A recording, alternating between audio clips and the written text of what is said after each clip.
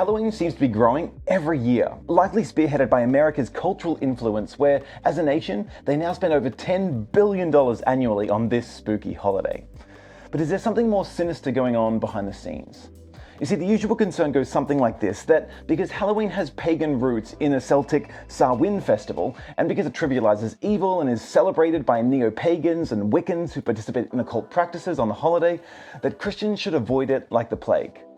Others, though, speak of the Christian origins of the name Halloween itself, and how community connections and the goodwill of most of our celebrations today surely is something worth championing, let alone the value of the culinary argument for God's existence, that is sweets and chocolates. So, what wisdom does the Christian story offer? Should Christians celebrate Halloween? Well, since Halloween postdates the New Testament, there's no chance of getting a simple answer from a single verse. So, applying the resources of the Christian story, let me share 3 things. First, Halloween's origins are a mixed bag. And no doubt the dates originally had something to do with the Celtic Samhain festival. Now, while early references are scant, the Gaulish Caliggi calendar, it dates roughly back to the 2nd century AD, which means probably this practice and celebration stems back at least that far.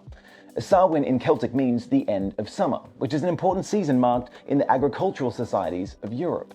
The early sources suggest that the Celtics saw November 1st as this time of year when the veil between our world and the spirit world was thinnest, potentially opening the door for evil spirits and the souls of departed loved ones to visit. The name Halloween, though, that stems back to the Church's adoption of November 1st as All Saints' Day, this moment to celebrate the departed dead in the liturgical calendar. The day before that, October 31st, is marked as All Saints or All Hallows' Eve, hence Halloween. Now, while the honouring of departed saints traces right back to the early church fathers, Pope Boniface IV, Alcuin of York, and Pope Gregory III, dating from the 7th to 9th centuries, they're all credited with playing some role for the celebrations being adopted into the official liturgy of the Western Church. Furthermore, with Martin Luther nailing his 95 Theses to the castle door of the church in Wittenberg, well, October 31st in 1517 is now remembered as Reformation Day, meaning there's no shortage of things that Christians can celebrate at Halloween time. So the origins thing, it goes both ways. And as always, dates are merely a neutral calendar, meaning whether Halloween is pagan, Christian, or even secular now depends entirely on the meaning that you feed into the date. Second, Christians should be wary not to celebrate evil. Halloween activities in the West today, from pumpkin carvings and spooky decorations to dressing up and knocking on doors for goodies, these seem to actually have roots in the celebration of the Samhain festival, at least as it's been practiced since the Middle Ages. They were originally designed to ward off evil spirits, but these roots are almost entirely forgotten. Certainly none of my secular friends wear scary masks or leave out food because they think ghouls or goblins are coming to destroy their crops. So these celebrations on one level, entirely commercialized now, seem relatively harmless. Honestly, Christians of good conscience might be better concerned with the economic and environmental fallout of Halloween. But Christians should not hide that some elements behind the scenes may be truly evil.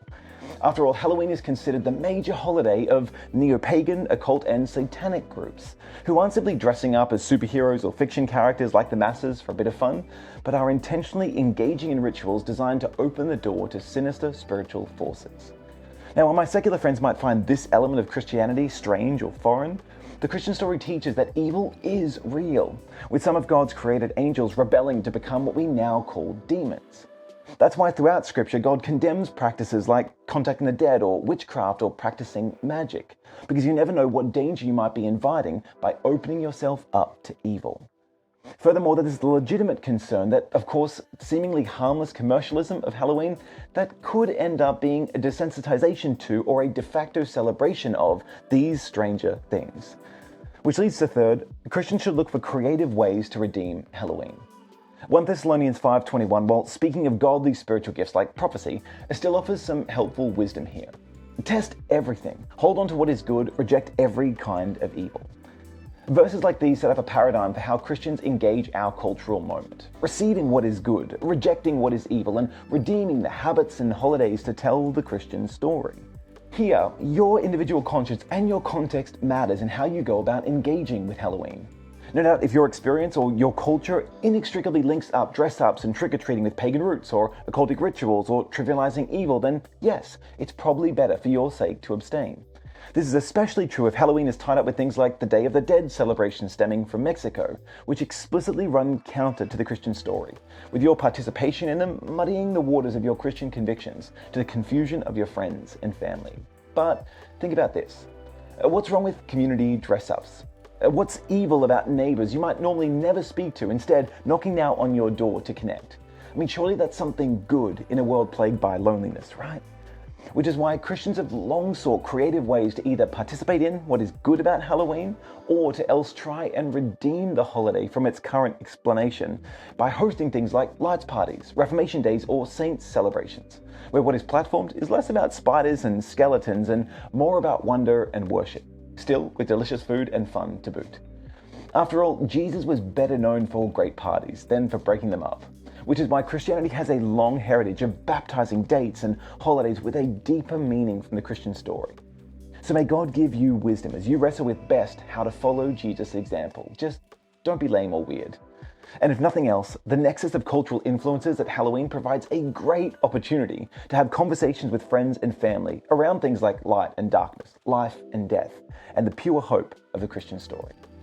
Dan here from Questioning Christianity. Thanks so much for checking us out. We are all about helping you connect the Christian story to life's deepest questions. So if you're enjoying the content, make sure you subscribe and click the bell on YouTube, and then go ahead and follow us on socials.